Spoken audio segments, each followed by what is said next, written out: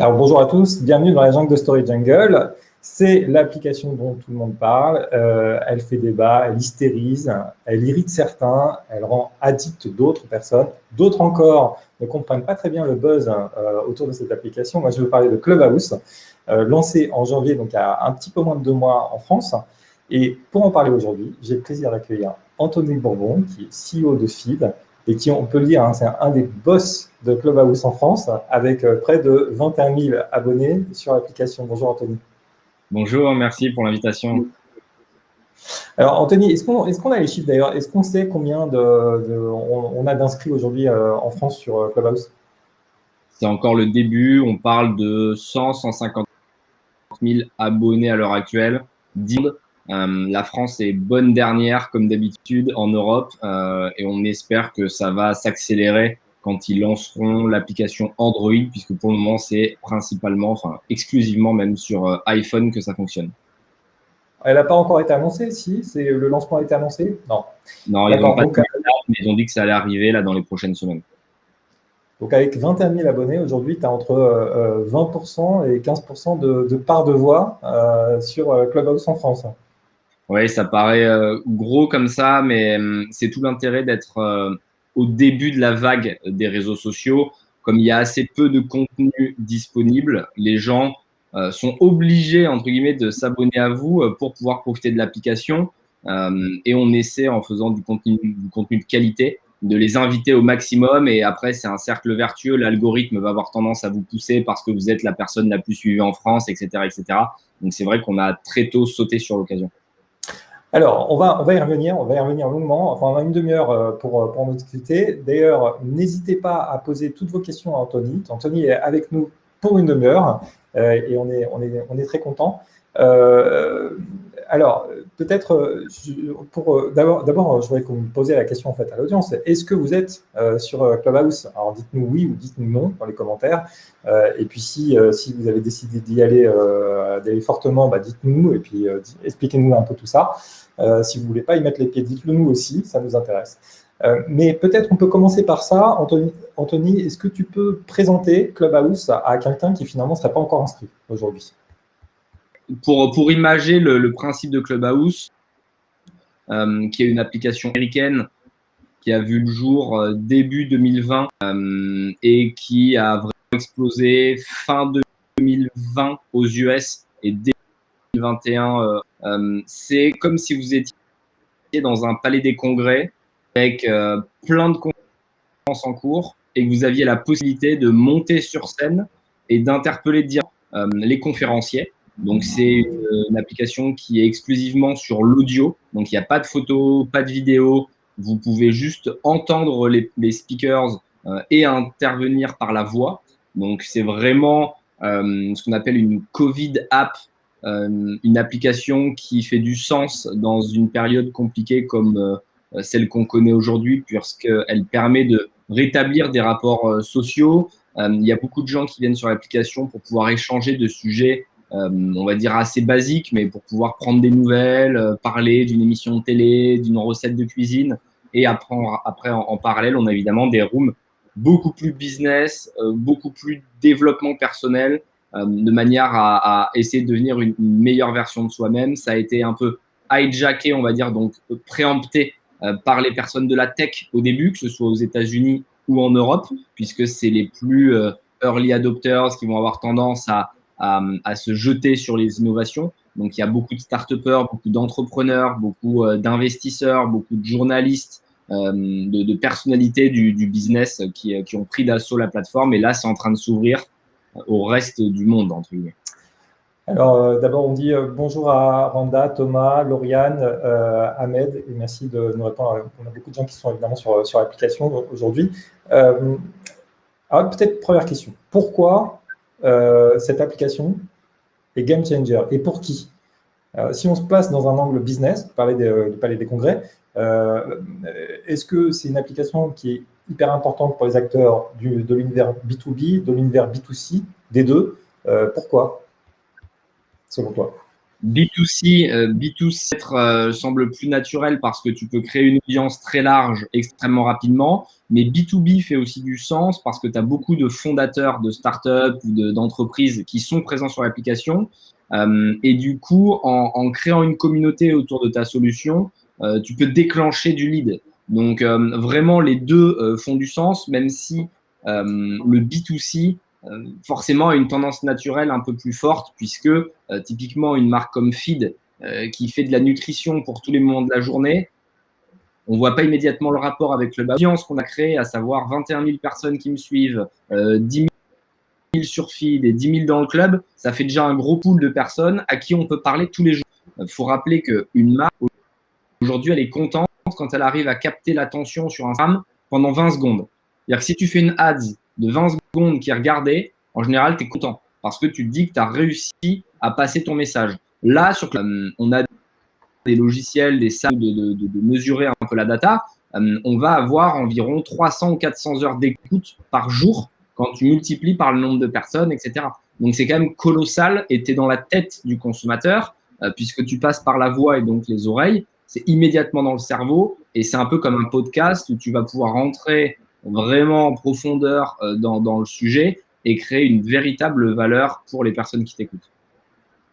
Et c'est marrant que tu dises que, en fait, pour toi, le B2C est plus naturel. Moi, ce que je vois sur le B2B, c'est que tu as des rooms sur des thématiques. Si je prends par exemple le gros hacking, qui est une thématique qui est beaucoup traitée sur Clubhouse, c'est compliqué de ne pas essayer de prendre une part de voix, parce que sinon, demain, on va se faire, les acteurs du gros hacking vont se faire vraiment piquer du business s'ils ne prennent pas une part de voix sur Clubhouse. Là, je trouve qu'il y a presque une place, finalement, une agora dans laquelle tu as vraiment un intérêt fort à prendre une part de voix très vite dans l'univers B2B. Je veux dire. Ouais, il y a de la place vraiment. C'est vrai qu'après le B2C, nous, c'est ce qu'on quotidien, donc on a peut-être plus de focus ce sujet-là. Mais c'est vrai qu'il y a beaucoup de rooms grosses qui expliquent leur technique, comment craquer LinkedIn, comment ci, comment là, pour aller chercher du lead. Donc les deux font du sens. Simplement, d'un point de vue communautaire, ça me semble plus simple, effectivement, d'avoir des dizaines, voire des centaines de milliers de personnes, parce que n'importe qui peut être client de feed, alors que tout le monde ne peut pas être client d'un outil B2B. Mais effectivement, il y a de la place. Alors justement, après, on va s'intéresser à ton cas, au cas de Feed et au cas de Anthony Bourdon, parce que maintenant c'est une marque aussi. Pourquoi vous avez décidé très tôt de pivoter sur cette application? Et puis alors après, je vais te poser des questions sur l'organisation, sur comment tu t'organises. Mais donc, tu as décidé très vite que ça allait devenir très important et d'y mettre les moyens.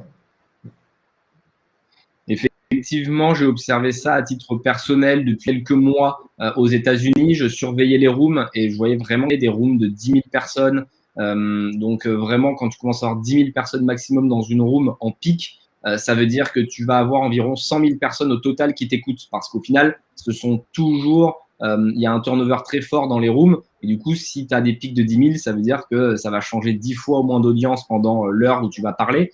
Donc, ça te permet quand même de toucher 100 000 personnes gratuitement à chaque room, ce qui est quand même colossal.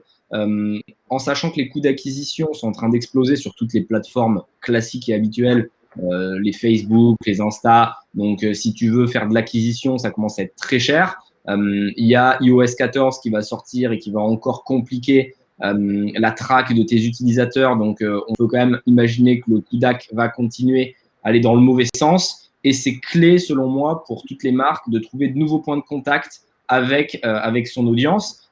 Et du coup, quand j'ai vu cette possibilité, j'ai commencé à creuser. J'ai trouvé ça intéressant et pertinent. La voix, c'est un sujet qui m'intéresse et je pense que c'est l'avenir des réseaux sociaux pour différentes raisons. Mais l'image, on en est un peu lassé. Superficiel de Instagram où tu vas tout le monde paraît beau.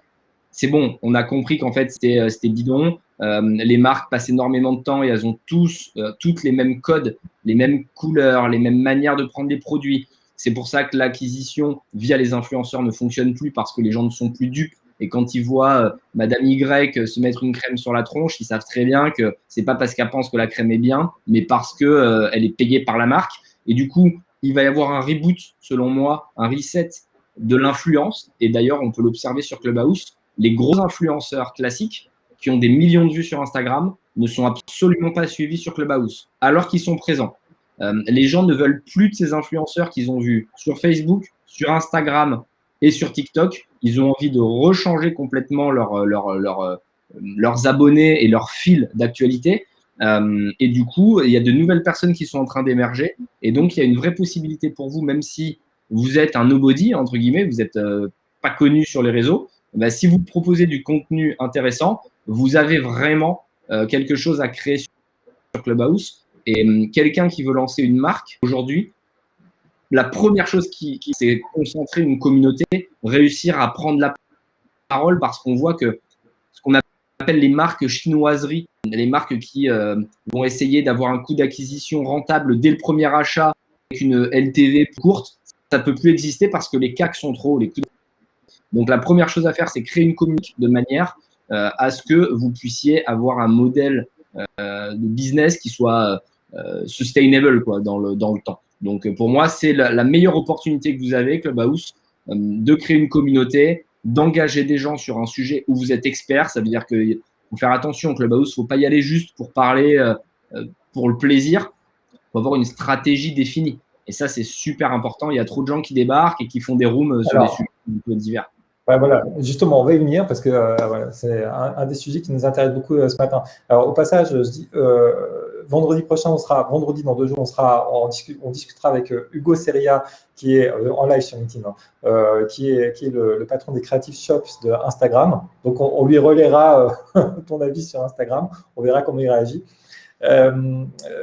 Alors, si on prend ton cas, comment tu as organisé tes équipes pour monter une vraie machine de guerre sur Clubhouse? Vous êtes présent plusieurs fois par jour, tous les jours de la semaine. Comment ça fonctionne? Comment tu t'es organisé? Le but, dès le départ, pour bien expliquer la stratégie, c'était d'être parfaitement aligné avec ce qu'on est chez Feed. C'est-à-dire qu'il y a beaucoup de gens qui nous ont dit « Ah, Feed, vous avez utilisé Clubhouse comme une opportunité ». C'est vrai, mais il ne faut pas oublier que ce qu'on raconte depuis plus de 3 ans chez Feed, même 4 ans, c'est qu'on est là pour apporter plus que des blocs de nutrition, parce que Feed est connu pour faire des repas complets, des snacks qui vont vous apporter tous vos besoins à différents moments et différentes occasions de la journée, que ce soit pour le petit-déj, pour le sport.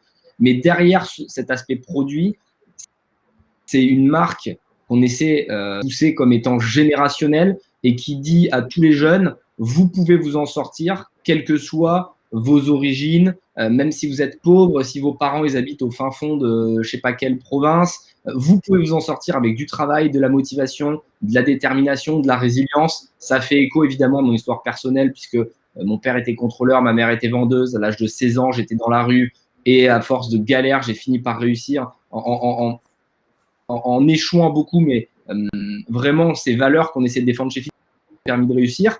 Et du coup, quand on vient parler sur Clubhouse, c'est super naturel. Ce que je veux dire, c'est authentique. Il ne faut pas s'inventer pour être sur Clubhouse. Il faut prendre un sujet maîtrisé, avec cohérent, légitime, de manière à ce que les gens aient envie de vous suivre. Donc, quand on vient sur Clubhouse, on ne se réinvente pas du tout. On continue simplement ce qu'on fait chez Feed avec un nouveau médium. Donc, ça, c'est vraiment important de le préciser. À partir de là, c'est comme tous les réseaux sociaux.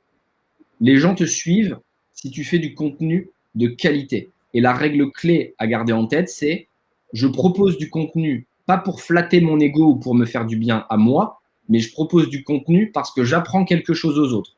À partir du moment où tu gardes ça, tu fais du contenu sur Instagram. Si tu te prends juste en photo parce que tu te trouves beau, les gens n'ont pas envie de te suivre. Par contre, si toi torse nu, mais pour expliquer diète alimentaire, quel entraînement tu as fait, comment tu fais pour en arriver, là, du coup, tu partages quelque chose avec les autres. C'est exactement la même chose avec Clubhouse, sauf que c'est parce que tu ne peux pas retoucher ta photo, tu ne peux pas relire ton texte par ta RP Manager, etc. Tu es en live avec ton audience et tu n'es pas à l'abri que quelqu'un monte sur scène et te dise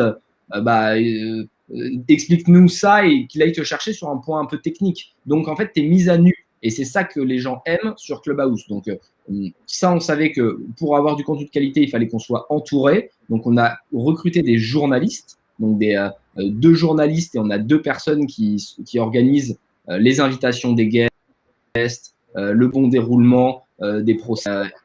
Et du coup, on a pris des spécialistes pour chaque sujet. On a un journaliste spécialisé en développement personnel, Donc, lui, il va faire des rooms de midi à 11h et de 14h30 à 16h, 16h30 tous les jours. Et là, c'est des sujets qui vont être très inspirationnels.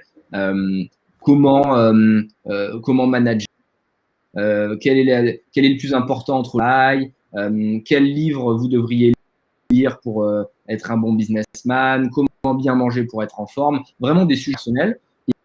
Et à côté de ça, on a un journaliste qui est beaucoup plus ciblé sur l'actualité, parce qu'on considère qu'être au courant de ce qui se passe autour de nous fait aussi partie de ta réussite, parce que leverager l'information, surtout leverager le monde dans lequel tu vis. Et là, du coup, on a un spécialiste de l'information qui vient de radio, qui room d'actualité de 9h à 9h30 tous les matins, une room tous les midis de midi et demi à 13h30 et une room en fin d'après-midi à 18h pour rentrer un peu plus en profondeur sur un sujet qui fait l'actualité en ce moment. Plus tes rooms sur plutôt l'univers startup, je pense notamment celle du dimanche soir qui marche très bien. D'ailleurs, vous avez même un access prime time et un prime time. On va parler des prime time d'ailleurs, quelles sont les bonnes horaires. On a Randa qui nous pose la question, quelles sont les conversations ou les rooms qui fonctionnent le mieux? Est-ce qu'il y a des sujets qui marchent hyper bien? On a vu par exemple que, comme sur tous les réseaux sociaux, hein, Clubhouse adore parler de Clubhouse. Je ne sais pas si toi, tu as détecté comme ça des sujets qui sont hyper porteurs sur Clubhouse. Et puis, on a Delphine qui nous dit aussi vidéo kill de Radio Star, c'est faux sur Clubhouse. Ouais, mais quels sont, dans l'ordre, du coup, les rooms qui fonctionnent bien, c'est les rooms où on apprend des choses aux gens et où ils peuvent participer. Clairement, c'est pas masterclass Clubhouse où tu viens juste parler pendant 1 heure. Ça, les gens, ils aiment pas ça. Que pendant une demi-heure, tu apportes vraiment du contenu de qualité. Rapidement, tu fasses monter des gens sur scène pour les faire participer. Les gens ont envie de parler, comme on disait au début. Donc, les gens, ils ont envie de donner leur feedback, ils ont envie de partager. Donc, si tu fais que parler, et c'est un peu l'erreur de l'ancien monde, il y a des célébrités qui sont venues, que ce soit des comiques ou des mecs de la télé ou de la radio, ils ont fait une erreur immédiate, c'est qu'ils ont parlé tout seuls pendant 1 heure. Alors, ça a marché une fois parce qu'ils ont un nom connu, mais la deuxième fois, les gens n'écoutaient plus parce qu'en fait, s'ils viennent et que tu ne peux pas parler avec eux, ça ne sert à rien. Tu le regardes à la télé ou à la radio. Donc, vraiment, Clubhouse, il faut donner la parole. Et puis après, pour le moment, ce qui fonctionne, effectivement, c'est quand ça parle de Clubhouse, mais nous, on se l'interdit typiquement parce que pour moi, c'est banné de parler de Clubhouse sur Clubhouse parce que sinon, ça veut dire que c'est consanguin et ça tourne en rond et ça apporte pas de valeur. Donc, ça, nous, on le fait pas, mais il y en a, c'est leur fonds de commerce. Typiquement, le dimanche, ils vont faire, il y a tous les dimanches des annonces en fait des fondateurs de Clubhouse aux US et ils vont traduire les annonces et ils vont parler de ça pendant 2 heures. C'est comme si sur Instagram, tu parlais d'Instagram. Enfin, moi, perso, je trouve ça super relou. Donc, on essaie plutôt de parler de business et de développement personnel. Ce qui fonctionne bien pour nous, c'est les rooms que tu as évoquées tout à l'heure. Celles que je fais à 21h le soir en général, avec des gros manches à 18h et 21h. Ouais. Ça marche bien.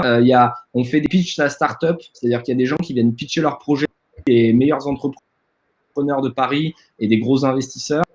On va leur donner des conseils en live. Ils viennent en 2 minutes, c'est chronométré. Et à la fin, on leur fait un peu comme dans The Voice, une reco en disant voilà où tu aurais pu t'améliorer, voilà ce que tu pourrais faire. Et ça, c'est vrai que ça cartonne. Quand tu dis ça cartonne, c'est combien de personnes? On a au moins 10-15 000 personnes à chaque room avec des pics. 1200 personnes. C'est ça, voilà. Donc, le compteur, il monte jusqu'à 1200 personnes. Et par contre, toi, tu vois passer 15 000 personnes. Alors, juste 1500 personnes, tu m'as dit. Non, 15 000 personnes. Juste quelques questions très rapides, un peu concrètes pour les gens qui nous regardent et qui se posent vraiment des questions concrètes. Donc, tu peux faire des réponses assez condensées pour qu'on puisse aborder plein de sujets. D'abord, tu parles de 15 000 personnes qui passent sur une room. Quel est l'outil d'analyse que tu utilises? DIRCON.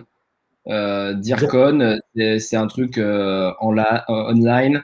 Tu payes 30 ou 40 euros par mois et ça te donne toute la data, la stickiness, combien de temps ils écoutent en moyenne, nombre de personnes passées, nombre de personnes qui ont parlé. Ça s'appelle dircon.com.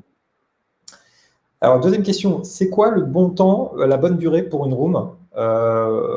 on a vu des rooms qui peuvent durer 4 heures. Il y a un petit effet, c'est un peu comme sur Twitch, on a des rooms qui sont hyper longues. On a même des gens qui lancent des rooms de 48 heures, 4 jours, j'ai vu. Enfin, voilà, bon, il y a des challenges, des défis, etc. Mais globalement, toi, alors 2 questions qui sont un peu liées. C'est quoi la bonne durée d'une room, finalement? Est-ce qu'il y a une bonne durée? Et c'est quoi les prime time? Les prime, c'est plutôt le soir, 20h, 21h. Le week-end, dimanche soir. Après, il y a du monde à tous les moments de la journée. C'est marrant parce que les audiences varient. Le midi, nous, ça fonctionne très bien, l'actualité, par exemple, parce que les gens sont en pause lunch et ils ont envie de savoir ce qui se passe un peu. Et on les fait réagir sur l'actualité. Typiquement, au lieu de dire bon, ben voilà, les news, c'est que AstraZeneca, le vaccin a été stoppé. On va dire le vaccin a été stoppé, qu'est-ce que vous en pensez? Et là, du coup, les gens disent ah ben moi, je trouve ça honteux et moi, non. Et donc, ce qui est intéressant, c'est qu'il y a des politiciens même qui viennent. On a eu porte-parole de En Marche, porte-parole du Parti Socialiste, aussi un porte-parole de François Hollande, avec qui on faisait des rooms et on débattait. Donc, ce qui est vraiment cool sur cette application, c'est que vous avez la possibilité de parler à des gens qui, en temps ne sont pas accessibles. C'est vraiment la clé. Vous pouvez parler avec Xavier Niel, vous pouvez parler avec vraiment des personnes aux US. Il y a eu Elon Musk, il y a eu Zuckerberg, il y a les fondateurs de l'application. Enfin, il y a des gens qui ont vraiment des gros cursus. Et l'autre question, c'était quoi je me souviens plus de l'autre question. Ouais, c'est les durées, la bonne durée. 1 heure et demie. 1 heure et demie, il n'y a pas de règle, mais comme la base pour moi, c'est le contenu et la qualité. Si tu fais une room de 3 heures, à un moment, ça va flotter et ça va pas être quali. Moi, je fais une room de 1 heure, 1 heure et demie, mais où il y a du bon contenu, plutôt que y passer 3-4 heures. Ce qui compte, c'est on va dire la fidélité du contenu. Si tu fais 2 rooms de 3 heures et que ça t'a saoulé, que tu arrêtes pendant une semaine, ça marche pas. Ce qui est vraiment important, c'est la régularité. C'est comme tout, hein, d'ailleurs, dans l'entraînement, dans le sport, dans le travail. Ça sert à rien de bosser comme un acharné pendant 1 mois et après, pendant 2 mois, être en burn-out, quoi. Donc, faut être régulier. Et je pense que c'est comme un bon produit. Faut que quand tu le finisses, tu as encore envie d'en prendre un petit peu, quoi. Combien de temps tu y passes en moyenne? C'est compliqué à mesurer parce que moi, j'ai pas mal de monde qui bosse avec moi sur le sujet. Donc, il y a des fois, je suis pas forcément en actif, je suis passif, c'est-à-dire que je suis connecté parce que ça amène du monde et j'ai pas le temps que je bosse. Les moments où je suis actif, c'est au moins 1 ou 2 heures par jour. Il faut savoir que c'est chronophage. C'est une application qui demande du temps. Donc, il faut que ça fasse partie intégrante de votre stratégie et c'est pas scalable, on va dire, comme Instagram ou Facebook où vous pouvez faire un contenu, préparer une sorte de plan éditorial sur 3 semaines. Vous faites tous les contenus pendant 1 ou 2 jours, plein de photos. Vous avez plein d'applications pour programmer vos posts sur 1 mois et après, ça va tourner. Là, Clubhouse, ça crée ce qu'on appelle un FOMO. Donc, sa force, c'est en même temps sa faiblesse. Donc, c'est Fear of Missing Out, ça veut dire la peur de louper. Ce qui est bien, c'est que les gens, ils ont envie d'être connectés tout le temps parce qu'ils savent que c'est jamais enregistré et que du coup, bon, bah, si tu n'entends pas le contenu quand il sort, tu l'as perdu. Mais d'un autre côté, ça veut dire que tu ne fais que du live. Une fois que tu as fini ta room, plus personne ne t'entendra. C'est pas comme Insta où quand tu as fini ton live, bon, bah, il va être remis en stories, etc. pendant 1 semaine. Donc, il y a des pour et des contre. Ou sur LinkedIn, ou parce que ce replay sera disponible. On a quelques questions de l'audience. Si tu as 5 minutes de plus, je veux bien qu'on déborde un peu parce qu'on a d'autres questions aussi à te poser. Alors, une question que je souhaitais te poser et que Carole te pose, c'est quel a été l'effet de cet investissement? Est-ce que tu vois déjà un effet de l'investissement sur les ventes de feed? Sur les ventes, c'est compliqué à traquer parce que du coup, on ne peut pas mettre d'encre ou de tag pour savoir d'où viennent les gens. Mais il y a effectivement des pics de visite, ça c'est sûr, sur notre site internet au moment des rooms. Donc, quand on fait des rooms, on a des pics immédiats parce que les gens se disent bon, bah, c'est qui ce mec? Je vais aller voir, je tape sur son site. Donc, on a clairement des pics de vente et par suite logique, évidemment, des ventes qui se font.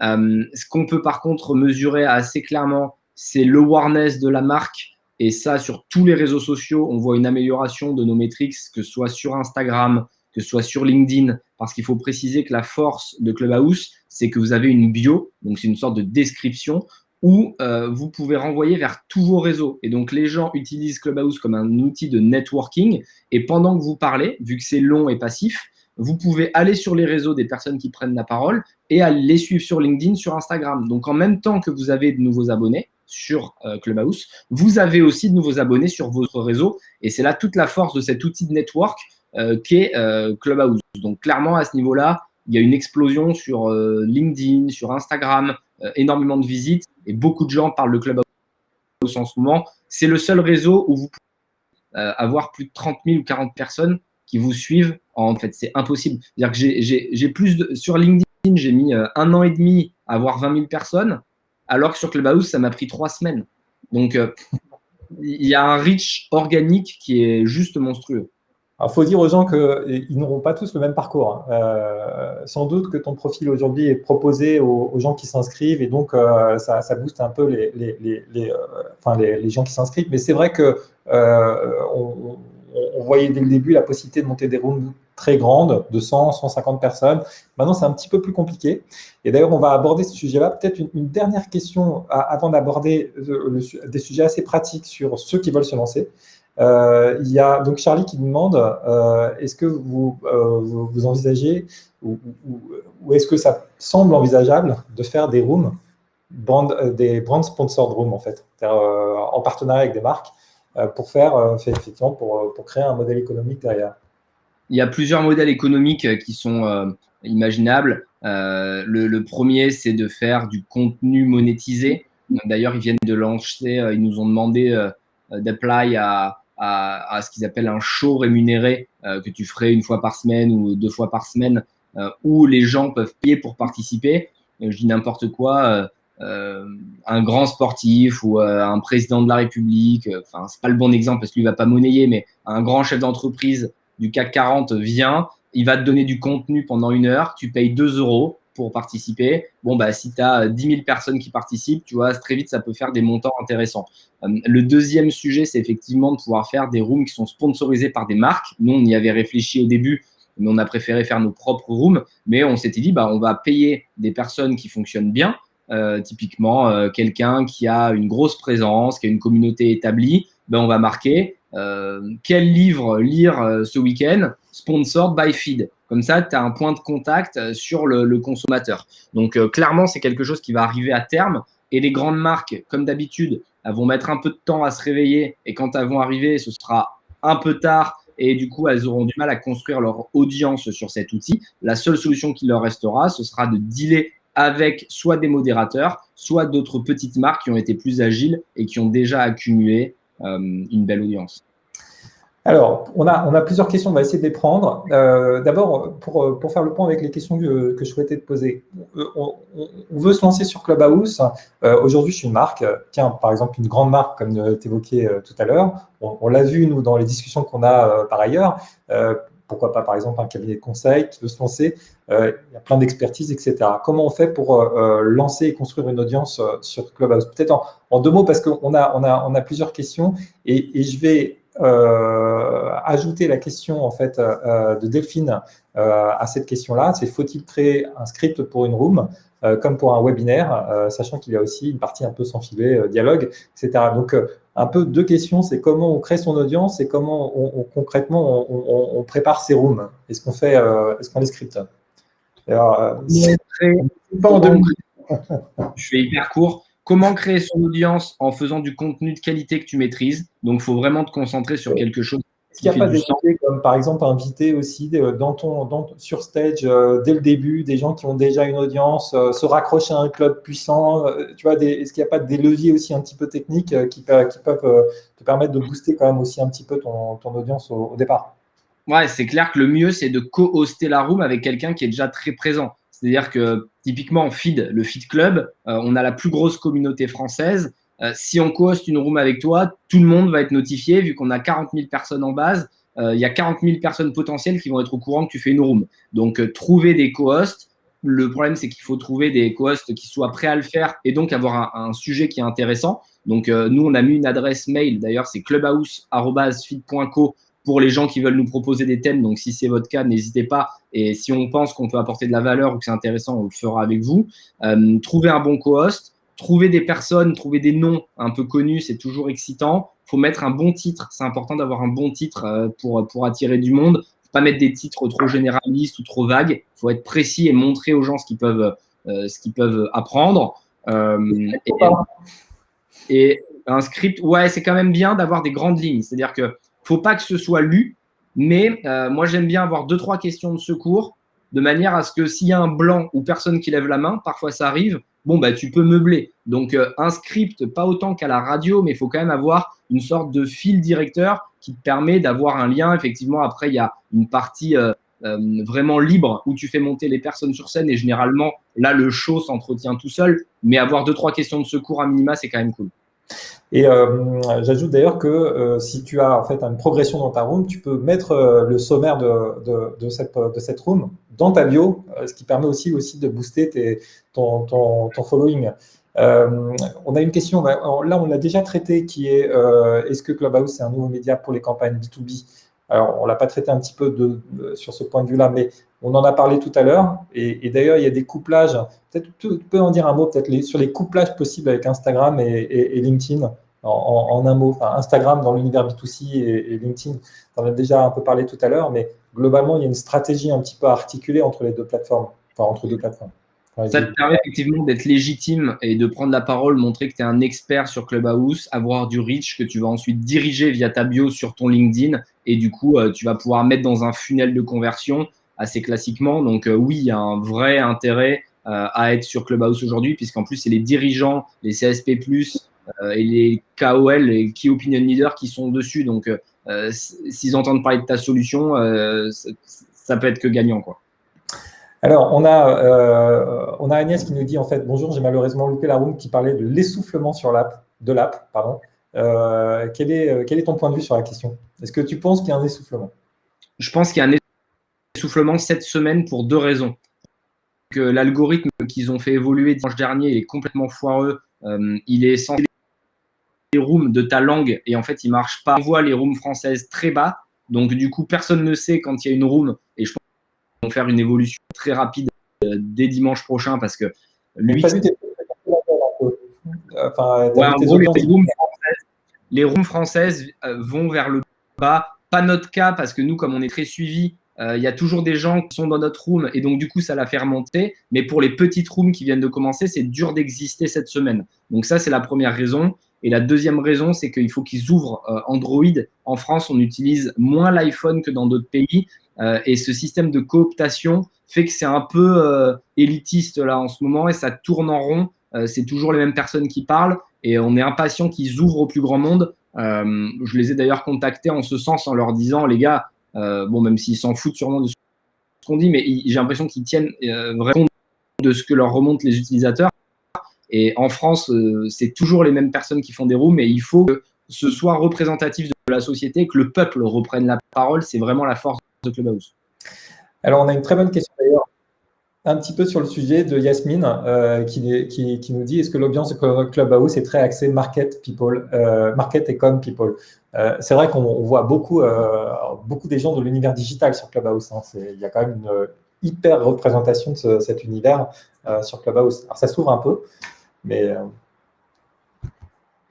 c'est logique parce qu'on est les mieux informés, c'est-à-dire que les personnes qui sont dans le business, dans le market et la com, c'est les premiers à être au courant qu'il y a ce type d'application. Mais ça a été aussi sur Twitter, ça a été aussi le cas sur Facebook. C'est toujours les personnes qui sont dans ce métier, cette verticale, qui vont y aller en premier en tant qu'early adopters. Et après, ça va ouvrir au mass market. Donc oui, c'est vrai, mais je ne suis pas étonné et assez naturellement, les gens qui en ont entendu parler par 2, 3, 4 personnes vont y aller avec un peu l'instinct grégaire, quoi, en suivant la masse, mais ça va s'ouvrir, je pense. Bon, alors on va suivre le conseil que tu donnais tout à l'heure hein, sur les rooms. Il faut les limiter dans le temps parce que comme ça donne envie aux gens de suivre les prochaines rooms. Donc, on va arrêter notre discussion ici. Merci beaucoup. Juste peut-être une dernière question. Est-ce que tu dis qu'est-ce qui manque à Clubhouse? Il manque le peuple. Je pense qu'il manque le peuple. Il manque du monde. L'application est bien. L'UX, ça va s'améliorer, c'est sûr. Mais ça manque de monde, ça manque d'authenticité un peu. Il y a beaucoup trop de gens qui parlent sans être experts. des entrepreneurs qui font des rooms sur les entrepreneurs alors qu'ils ne sont pas entrepreneurs. Il y a des coachs qui font des rooms sur comment coacher, enfin des trucs de ouf. Je pense qu'il faut de l'authenticité. Concentrez-vous sur vos forces et si vous êtes bon dans quelque chose, parlez uniquement de ça. C'est, je pense, le plus important. Alors, merci beaucoup, Anthony. Alors, ça va être le mot de la fin sur cette discussion. N'hésitez pas à suivre Anthony. Vous êtes déjà très nombreux à le faire sur Clubhouse et d'ailleurs, pourquoi pas aussi sur LinkedIn. Juste quelques mots pour finir, pour dire que donc, dans 2 jours, on aura, nous, ici, sur cette chaîne, sur LinkedIn, une discussion avec Hugo Seria du Creative Shop d'Instagram et Facebook. Et on remontera les points que tu évoquais tout à l'heure, d'ailleurs, qui font pas mal débat dans la presse sur, effectivement, le fait qu'on voit des contenus un peu uniformisés sur Instagram. Voilà, donc on parlera comment innover sur Instagram. On va essayer aussi, et je ne m'en ai pas parlé, mais c'est hyper important d'avoir des rendez-vous réguliers. Et donc, nous-mêmes, sur ce live LinkedIn, on décale un petit peu de semaine en semaine. On va essayer d'avoir un rendez-vous régulier à partir d'avril, tous les jeudis à 11h30. Et je sais que sur Clubhouse, c'est hyper important d'avoir effectivement des rendez-vous très, très précis. Un mot pour dire aussi que le 15 avril, justement, sera un jeudi à 11h30, sans doute, parce que la date est encore en train d'être fixée. On fera un live avec notre partenaire LinkedIn sur le sujet on va revenir sur les LinkedIn Live et les LinkedIn Events 1 an après leur lancement. Et on fera un grand débrief avec plein de chiffres et des données. Donc, n'hésitez pas à me suivre si vous souhaitez en fait être informé sur tous ces lives. Et puis, si vous avez aimé notre discussion aujourd'hui, n'hésitez pas, alors je vais faire mon YouTuber, à liker, partager, commenter et donc pousser ce contenu parce que ça va intéresser beaucoup de gens. Alors, et enfin, dernier mot, n'hésitez pas à suivre Anthony sur LinkedIn et sur Clubhouse. Merci beaucoup, Anthony, pour cette discussion. Et puis donc, à très bientôt sur Clubhouse. Merci beaucoup. Et merci à tous. Au revoir.